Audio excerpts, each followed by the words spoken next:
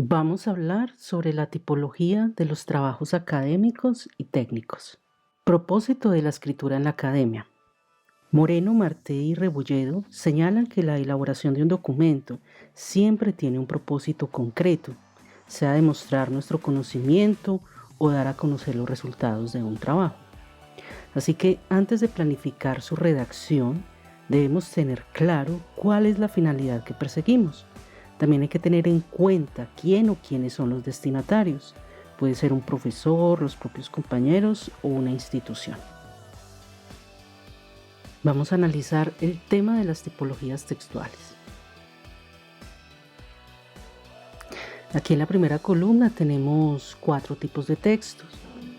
En la columna de la mitad tenemos los géneros que la representan y en la tercera columna vamos a ver la construcción interna o la microestructura de cada uno de estos géneros.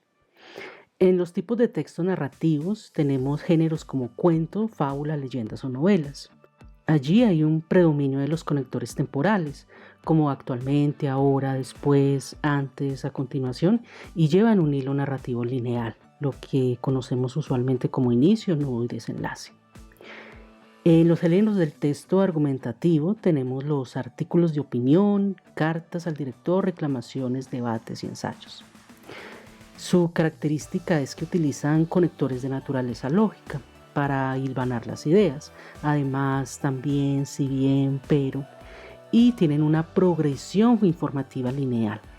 Suelen tener las siguientes partes: una tesis inicial, unas premisas, argumentaciones a favor o en contra de esas premisas y unas conclusiones. Dentro de los géneros del texto expositivo tenemos conferencias, entrevistas a un experto, toma de nota, resúmenes, informes y el artículo científico. La estructura de este tipo de texto es de progresión lineal y suelen tener un esquema, un planteamiento, unas observaciones, una explicación y una solución. Esto se ejemplifica muy bien en el artículo científico, como vamos a ver más adelante. Y tenemos un texto descriptivo que se manifiesta en recetas, reglas de juegos, instrucciones de uso, reglamentos. Allí predominan los conectores sumativos también, asimismo, además, por otra parte, y los localizadores espaciales, que son preposiciones de lugar, encima de, al lado de, que nos ayudan a dar una ubicación. Seguido a esto, es muy importante saber qué es una superestructura, porque ella es la que nos va a permitir identificar cuáles van a ser las partes del texto y nos dan una idea general con que nos vamos a encontrar allí. Se suele decir que la superestructura es como el esqueleto del texto, y así como el esqueleto de un humano y el esqueleto de un ave son completamente diferentes debido a su función, de igual forma las estructuras de los textos se arman de manera diferente. Es el caso de la superestructura de una noticia. Una noticia, como vemos, ya unas partes específicas. Va a llevar una entrada, el cuerpo va a tener un desarrollo muy diferente, va a responder a preguntas muy específicas de qué, quién, cómo, cuándo, por qué, para qué. Por su parte, un texto que va a hablar de una autobiografía, pues va a responder a interrogantes muy diferentes. Y como vemos, la superestructura de un cómic tiene una estructura completamente diferente a la de la noticia o la de la autobiografía. Tiene unas intenciones comunicativas muy diferentes. Quiero ahora que hablemos sobre el artículo de investigación, para qué se escribe, cuáles son sus partes, ya que este es uno de los textos más comunes en la vida académica. Partamos de una definición. Para un gran número de autores, un artículo científico es un informe escrito que describe los resultados originales de una investigación ya realizada. Por lo que aquí ya vemos que el informe científico parte de un contexto investigativo.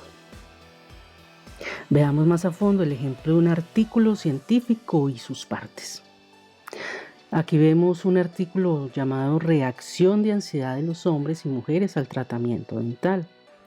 Se nos dice que el título debe ser representativo, debe ser breve, preciso y debe contener la esencia del artículo. que se publica en la revista Psiquis, el año, el volumen, el número y las páginas. Aquí tenemos a los autores.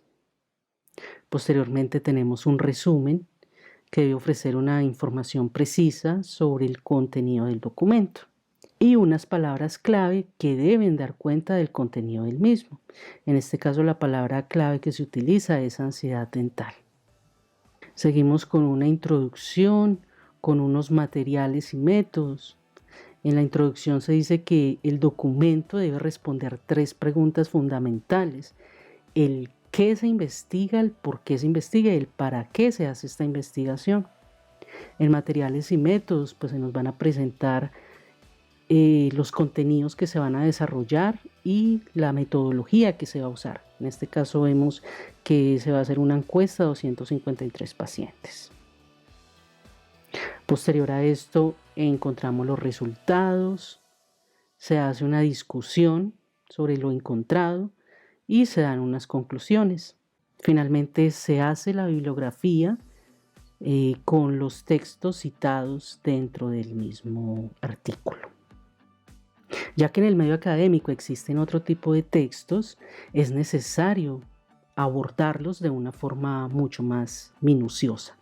Es por ello que se recomienda este libro de cómo escribir textos académicos según normas internacionales. Allí van a poder encontrar de una forma muy concreta y más profunda cómo escribir esos otros tipos de texto, como reseñas, ensayos, informes académicos, entre otros. Damos por terminada esta lección. Gracias por su atención.